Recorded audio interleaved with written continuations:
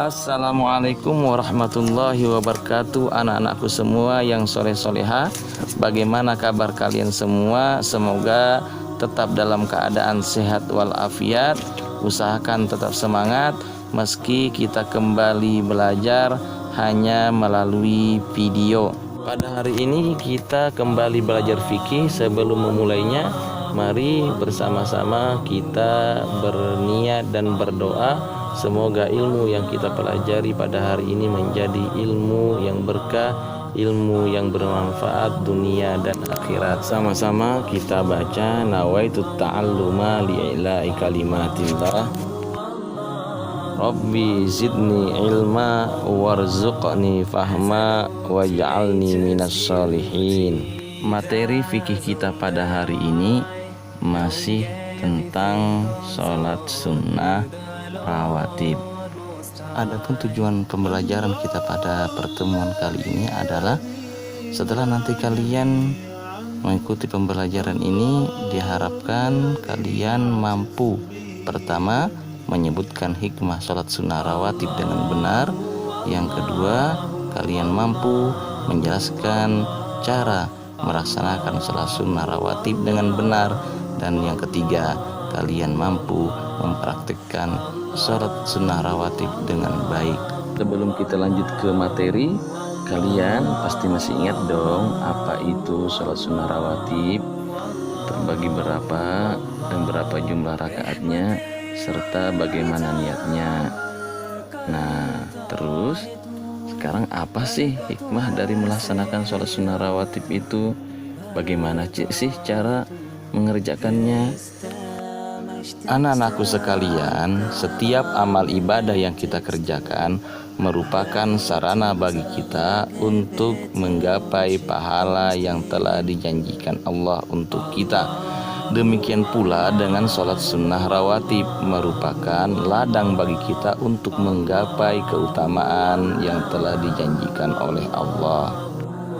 Berikut ini adalah keutamaan atau hikmah dari sholat sunnah rawatib. Di antaranya adalah yang pertama, sholat sunnah rawatib merupakan penyempurna pahala bagi sholat fardu kita di saat sholat fardu kita kualitasnya rendah dikarenakan kita tidak konsentrasi dalam sholat atau hati kita tidak khusyuk ketika melaksanakan sholat fardu.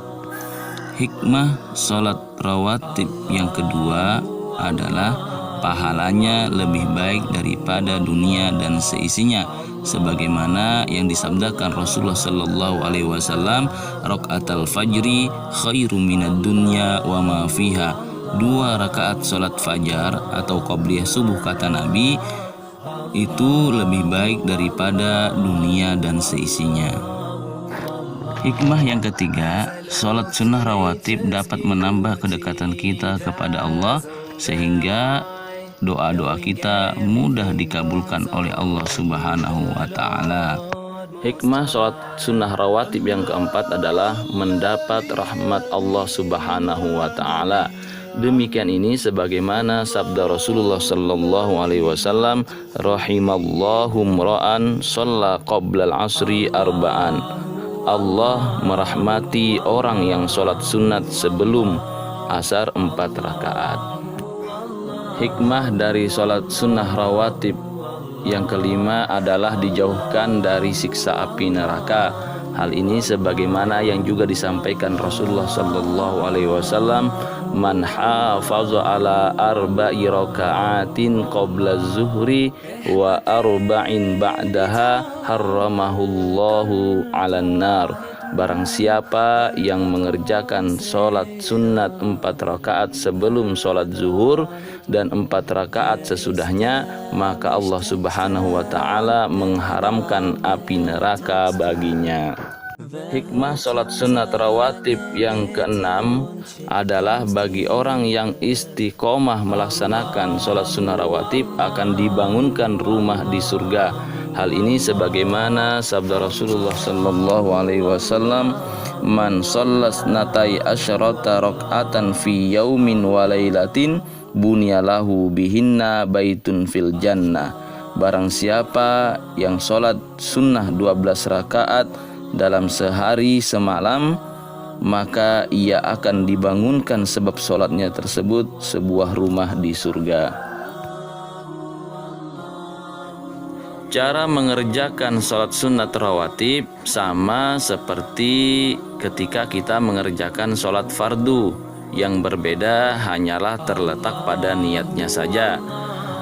Kemudian sholat sunnah rawatib juga dikerjakan sendirian atau munfarid, artinya tidak perlu dilaksanakan secara berjamaah. Kemudian bacaannya juga tidak perlu dinyaringkan. Setelah membaca surah Al-Fatihah dalam setiap rakaat sholat sunnah rawatib, kita bebas memilih surah apa saja yang ingin kita baca. Namun terkhusus untuk sholat sunnah qobliyah subuh dianjurkan untuk membaca surah Al-Kafirun pada rakaat pertama dan surah Al-Ikhlas pada rakaat kedua. Anak-anakku semua, demikian tadi tata cara pelaksanaan sholat sunnah rawatib. Bagaimana, gampang kan? Tentu kalian sudah bisa melaksanakannya ya. Sampai di sini pertemuan kita pada hari ini. Materi kita cukupkan sampai di sini. Untuk pendalaman materi keutamaan sholat sunnah rawatib dan juga tata cara pelaksanaan sholat sunnah rawatib ini, silahkan kalian buka modul pelajaran kalian pada halaman 6 sampai halaman 7. Demikian pertemuan kita pada hari ini. Terima kasih telah mengikuti materi pelajaran ini. Assalamualaikum warahmatullahi wabarakatuh.